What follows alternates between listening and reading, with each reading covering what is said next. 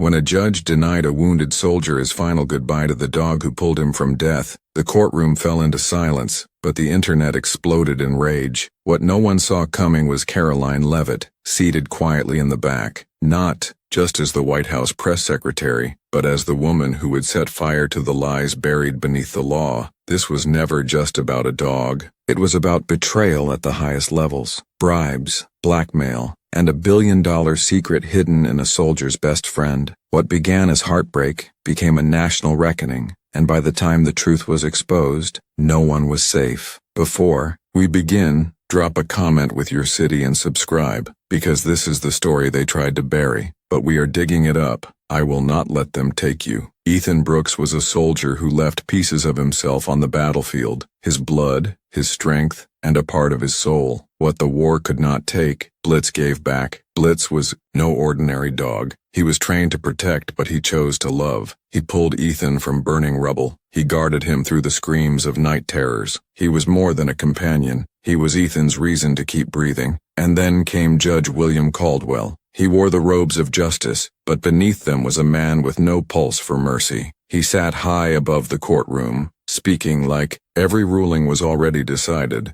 and every plea was just noise beneath his gavel. He called Blitz government property. To him, heroes had rules, not rights, but someone else was listening. Caroline Leavitt, White House press secretary, a woman trained to control media storms, but now walking straight into one. She had seen corruption before, but never like this. Then there was Marcus Kane, sent by the shadows, cold as steel, paid to erase evidence, not just Dog's mom but the truth they carried. And finally Clara, Ethan's sister. One phone recording, one tweet, and the world exploded. This was no longer about one man and his dog. It had become a war for justice. Inside a silent Washington office, the glow of a desk lamp fell on a red folder marked confidential. Caroline Leavitt sat still, scanning the contents, her pulse steady but her mind racing. Across the room, James Thornton entered, voice low and urgent. "Caroline," he said, "this is not just a court case anymore." Leavitt did not look up. She had already seen what mattered. "James, this is bigger than a single trial. This is a power play. Bank records, wire transfers, offshore routing codes,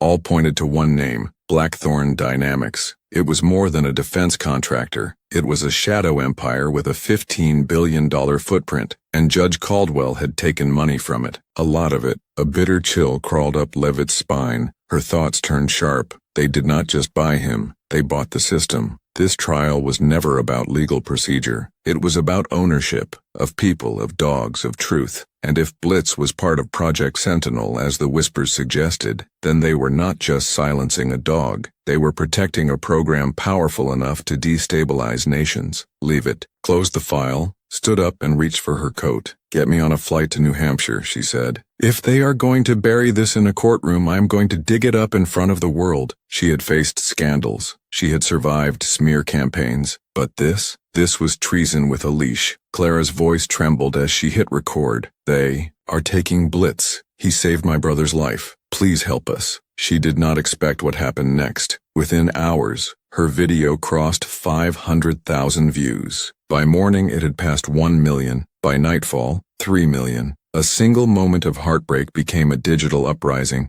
Hashtags erupted across the internet. Blitz's family, justice for veterans, expose Caldwell. People began to stitch their own stories. A soldier held up a picture of the dog that brought him home. A mother cried on camera, holding the leash of her son's service dog. Children wrapped their arms around loyal companions, whispering, "Stay with me." It was no longer just a story. It was a movement. News anchors debated it. Podcasts dissected it. Celebrities reposted it. The White House felt the pressure. Inside her office, Caroline Leavitt stood watching the flood of posts scroll across her screen. Photos, videos, marches being planned, donations climbing. She whispered to herself, steady and clear, "The people have spoken. Time to turn their rage into justice." The internet had made its ruling, and now it was the court's turn to listen, or fall. The courtroom was packed, every seat taken, every breath held. Reporters lined the back wall. Ethan Brooks sat in silence, his uniform sharp, his grip on Blitz's leash even sharper. Blitz let out a low, guttural growl. Something was coming. The doors opened with a heavy creak,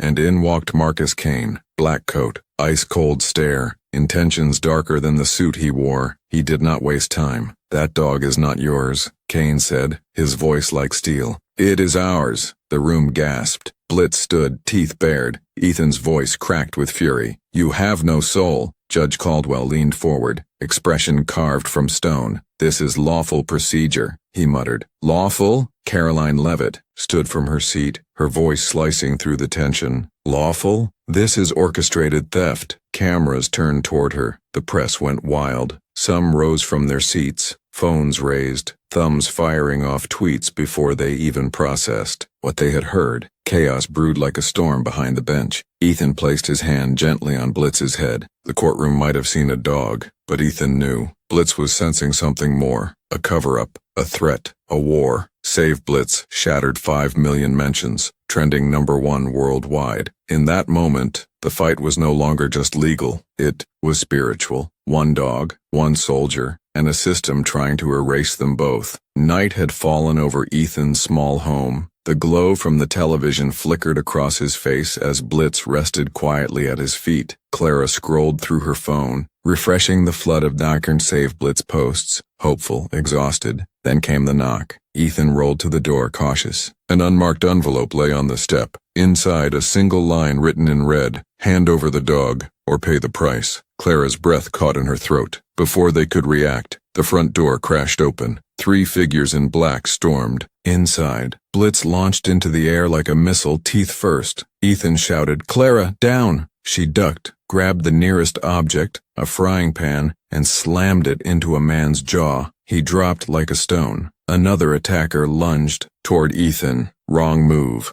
The cane cracked across his leg, bone against metal. The scream was instant. Blitz tackled the third, pinning him with a growl so fierce it made even Kane, standing in the doorway, hesitate. Kane stared at Ethan, eyes dead of mercy. "This is not over." He turned and vanished into the night. Police. Sirens wailed in the distance. Too late, as always. Clara's hands shook as she filmed the wreckage. Her voice cracked as she posted, "They attacked us, but Blitz defended us again." Save Blitz within minutes. It was everywhere. One dog, one stand, and millions behind them. A quiet cafe, a back booth, no microphones, no names spoken aloud. Caroline Leavitt sat across from Rachel Harper, an independent journalist known for breaking stories the government wished would stay buried. Beside her, John Kessler, former Blackthorn engineer, now a man with nothing to lose. He leaned in, voice low but shaking with weight. "Project Sentinel," he said. "It is real." Leavitt did not flinch. Kessler slid a small drive across the table. "That dog, Blitz, he is not just a hero. He is a data vault. Inside him is a biotech chip with encrypted coordinates to a $4 billion biochemical weapons cache hidden in the Middle East." Rachel Harper blinked. Leavitt's fingers tightened around the drive. "Caldwell's orders?" she asked. Kessler nodded. He was paid to ensure Blitz was seized. "The chip cannot fall into public hands. If it does, Blackthorn collapses, and so does everyone tied to it." Leavitt's voice turned to steel. "Then we burn their house down, legally." This was not just about veterans. It was not about dogs. It was about global weapons trafficking, political betrayal, and a justice system soaked in blood money. She stood, her resolve unshakable. "I need to get back to court," she said. "I have a trial to blow wide open." Behind her, Harper whispered into her recorder, already writing the headline, "The Dog That Could End a War." The courtroom buzzed like a live wire. Reporters packed every bench. Phones were tucked but recording. Hashtags scrolled across screens in trembling hands. And at the center of it all,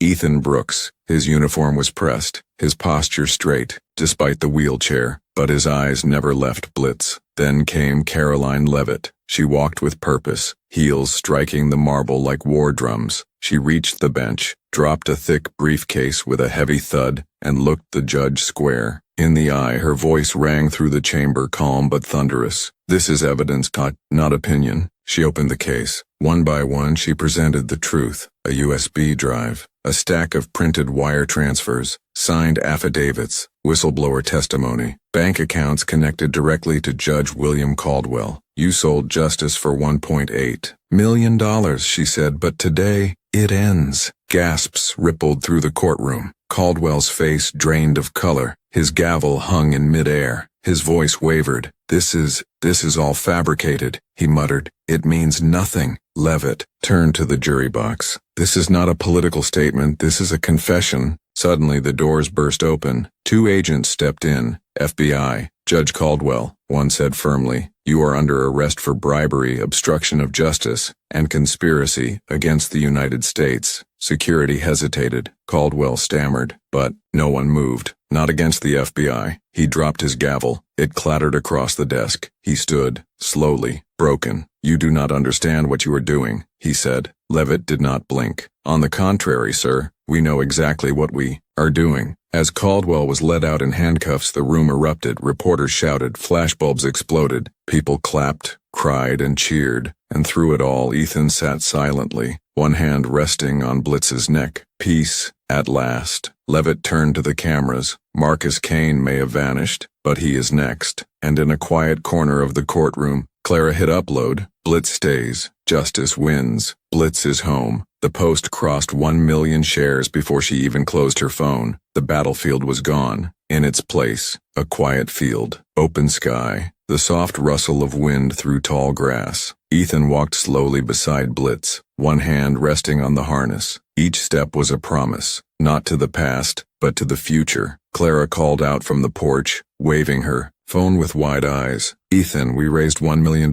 People believe in you. Ethan turned, a quiet smile breaking across his face. He looked down at Blitz. Then let us give them something to believe in. A center for veterans. A place where every dog is more than a pet. A place for heroes. Like him, Blitz barked, once as if answering yes. Meanwhile, inside the quiet walls of the West Wing, Caroline Leavitt received a message. Subject, Vernon sighting confirmed. Geneva. She stared at the screen for a long second. Then she closed the laptop and whispered, then we are not finished yet. Back in New Hampshire, Clara stood behind the lens of her phone, recording Ethan and Blitz walking side by side into the sunset. No gavel, no press, no shouting hashtags, just peace. As she posted the video, she typed the caption slowly, with tears in her eyes. Some bonds are forged in war, others in truth. This one is both. Forever with Blitz.